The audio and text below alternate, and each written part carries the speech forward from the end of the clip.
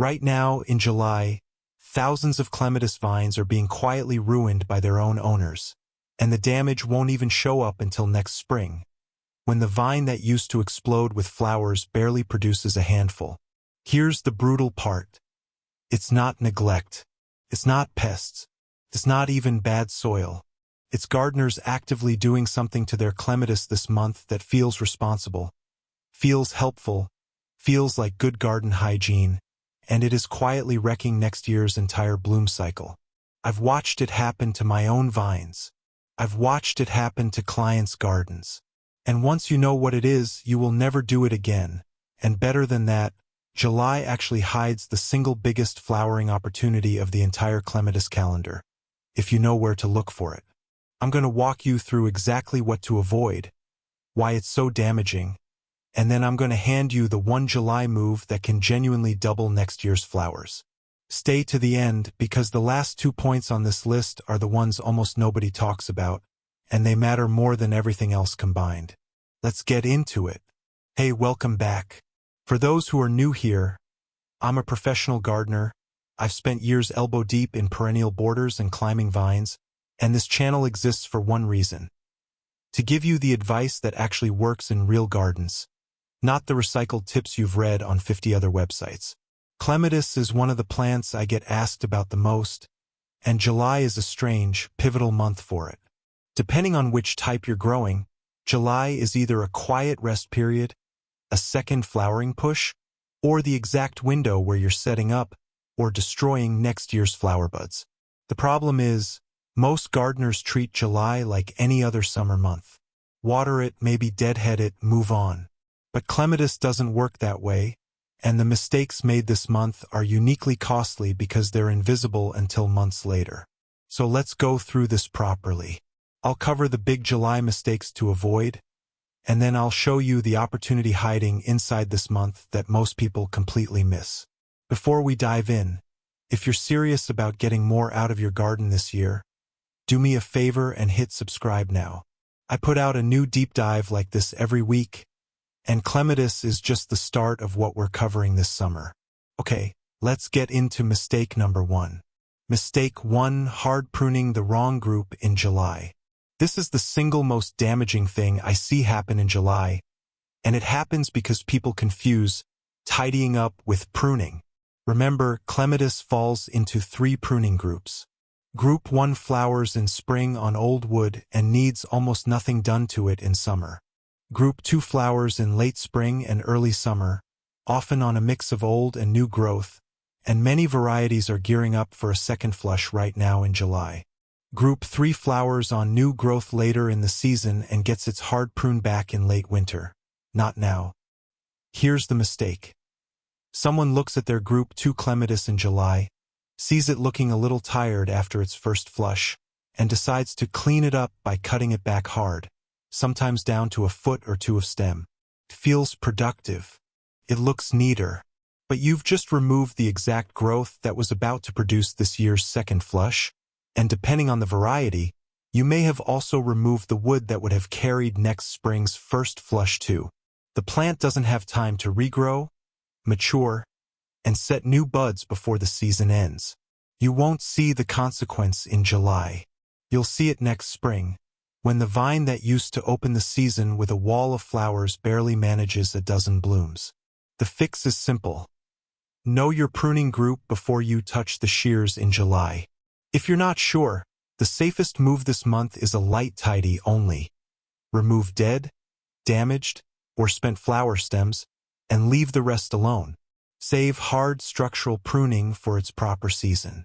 If this is the first time you're hearing about pruning groups, drop a comment with the variety name of your clematis, and I'll tell you which group it's in and what you should, and shouldn't, be doing to it right now. Mistake 2: letting it go thirsty during bud formation.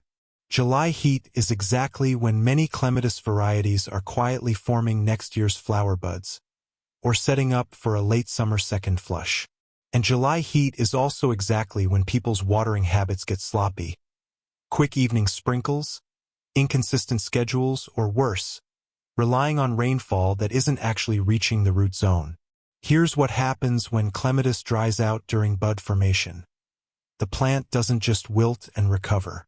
Under drought stress, it will often abort developing flower buds entirely, sacrificing them to conserve water and energy for basic survival. And because bud formation for many varieties is happening weeks before you'd ever see a flower, you won't notice the damage in July. You'll notice it in August or even next spring, when a section of the vine that should be covered in blooms just isn't. The fix: deep, consistent watering through July, especially during heat waves. Push your finger 2 inches into the soil near the base. If it's dry at that depth, it needs a deep soak, not a light misting. Deep watering once or twice a week beats a daily shallow splash every time, because it reaches the deep root zone where the plant actually needs the moisture. Mulching around the base, while keeping mulch a couple of inches back from the stem, helps enormously here too, locking in soil moisture through the hottest stretch of the year. Mistake 3: stopping feeding because it's already flowered. This is such a common assumption, and it's completely backwards.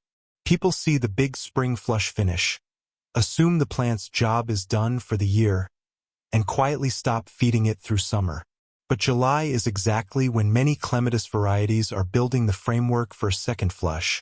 And for almost every variety, it's when the plant is laying down the energy reserves and bud structures it will rely on next spring. Cutting off feeding now starves that entire process. The fix: keep feeding through July, but shift what you're feeding. Early in the season, a balanced feed builds strong stems and foliage. By July, you want to lean towards something higher in potassium and phosphorus. A bloom-boosting formula, the same kind you'd reach for with roses or tomatoes, because that's what fuels flower bud development rather than just leafy growth. A liquid feed every couple of weeks through July and into August keeps the plant fully fueled right through the window where it's quietly deciding how many flowers it's going to give you next year. If you're finding this helpful so far, tap that like button. It's a small thing, but it tells YouTube to show this video to more gardeners dealing with the exact same clematis frustrations, and it genuinely helps the channel grow. Thank you, seriously. Let's keep going. Mistake 4: ignoring early signs of wilt or mildew. July's combination of heat and humidity is peak season for 2 of clematis's biggest threats: clematis wilt and powdery mildew. And the number 1 mistake I see is people noticing the early signs: a few blackened stems, a dusty white coating on leaves, and deciding to keep an eye on it instead of acting immediately. With clematis wilt, that hesitation can cost you the entire vine. Wilt can move fast, and by the time it's obvious, you may have already lost the season's growth above ground.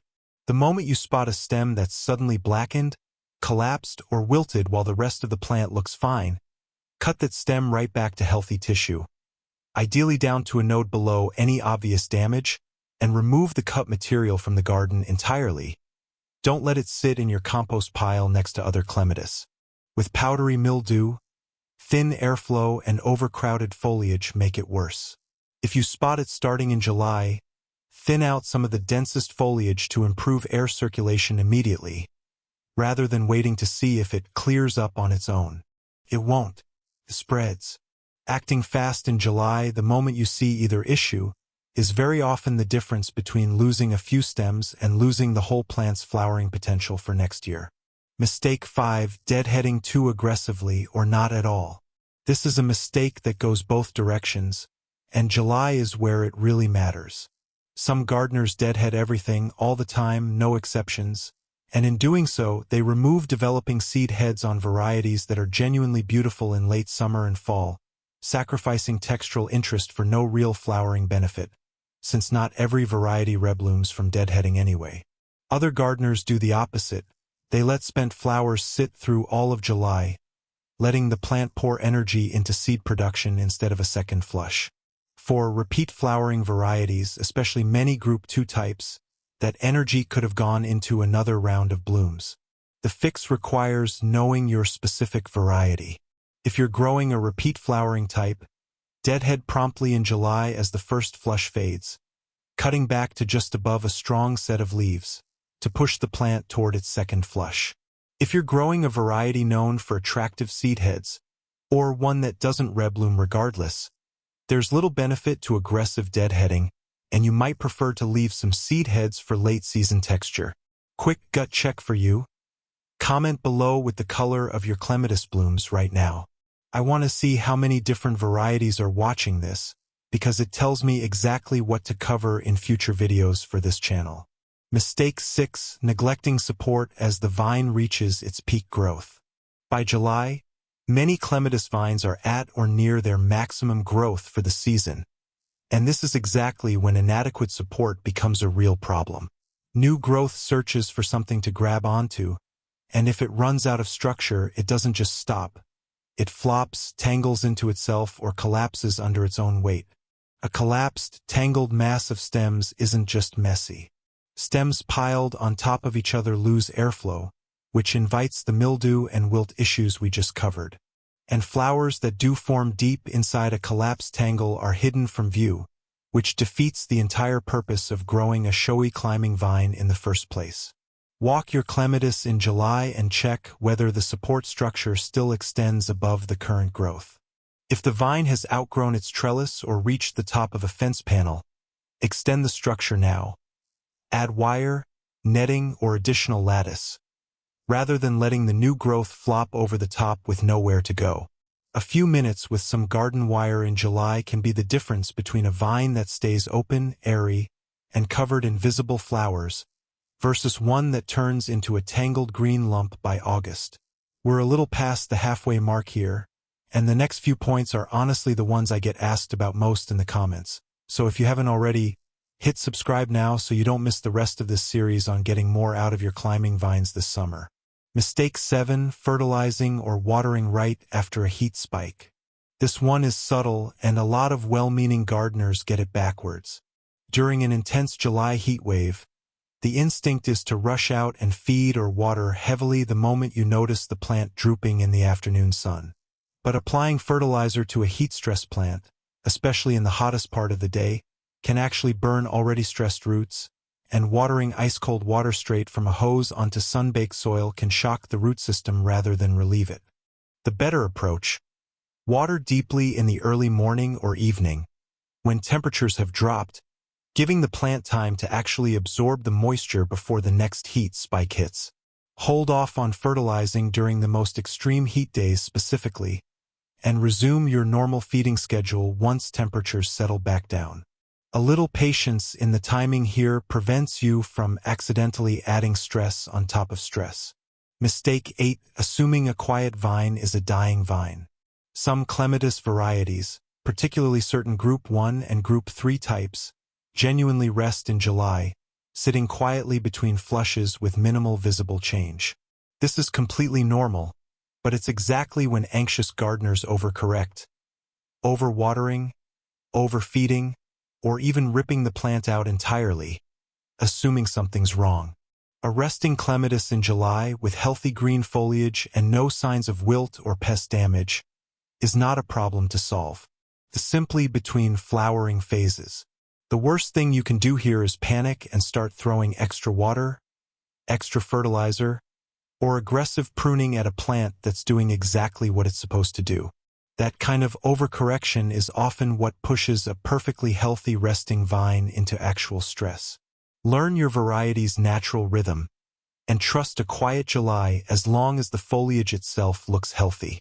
If you want the shortcut version of everything I cover on this channel, care calendars, pruning group charts, the works, turn on notifications after you subscribe, because I'm building out a full seasonal series and you won't want to miss where this goes next. The biggest opportunity. Alright, here's what I promised you at the start.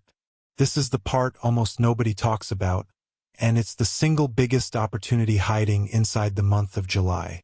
July is actually the ideal window to take softwood cuttings from your clematis, and this is how you multiply a thriving vine into several new plants, completely free, using material you'd otherwise be trimming away anyway. Here's why July specifically works so well. The vine has plenty of vigorous, semi-mature growth by this point in the season, not the soft, floppy new growth of spring, and not the tough, woody growth of autumn. This in-between stage roots more reliably than almost any other time of year. To take a cutting, select a healthy, non-flowering stem and cut a section with at least one leaf node, trimming just below the node. Remove the lower leaves, leaving just a pair at the top, and if the top leaves are large, cut them in half to reduce moisture loss while the cutting has no roots to support itself. Dip the cut end in rooting hormone if you have it, though many clematis will root without it. Place the cutting in a well-draining mix of potting soil and perlite or sand. Water it in, and keep it in a humid, sheltered spot out of direct sun. A covered propagator or even a clear plastic bag over the pot works well. Within several weeks, you'll start seeing new growth, which is your sign that roots are developing underneath. By next spring, you can have several new, genetically identical clematis plants, ready to expand your own garden, fill in a bare fence line, or hand out to friends and neighbors who've been admiring your vine all summer. Think about what this actually means. Every other point on this list has been about protecting what you already have. This one is about turning a single thriving vine into an entire collection, for free, using nothing but 10 minutes of your time and cuttings you were probably going to trim off anyway. That's why July isn't just a month to survive without making mistakes. It's the month with the biggest upside of the entire clematis calendar, if you know to look for it. If you try this propagation method, I want to see it. Post your cuttings in the comments over the next few weeks as they root, and I'll be checking in and answering questions as they come up. So to recap, in July, protect your clematis by knowing your pruning group before you cut anything, watering deeply and consistently through bud formation, keeping up the feeding schedule with a bloom-focused formula, acting immediately on any sign of wilt or mildew, deadheading with intention rather than habit, extending support before the vine outgrows it, watering and feeding with the timing of heat spikes in mind, and trusting a quiet, resting vine instead of panicking.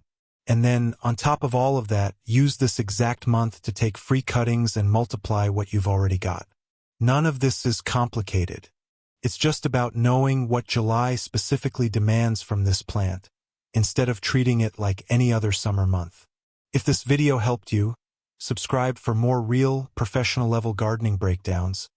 I've got more videos coming on getting the absolute most out of your climbing vines this season. Drop a comment and let me know which mistake on this list you've made before, or whether you're going to try taking cuttings this year. I read every comment and I'll be down there responding. And if you know someone whose clematis has been quietly underperforming, send this their way. It might be exactly what saves next spring's blooms. Thanks for watching, and I'll see you in the next one.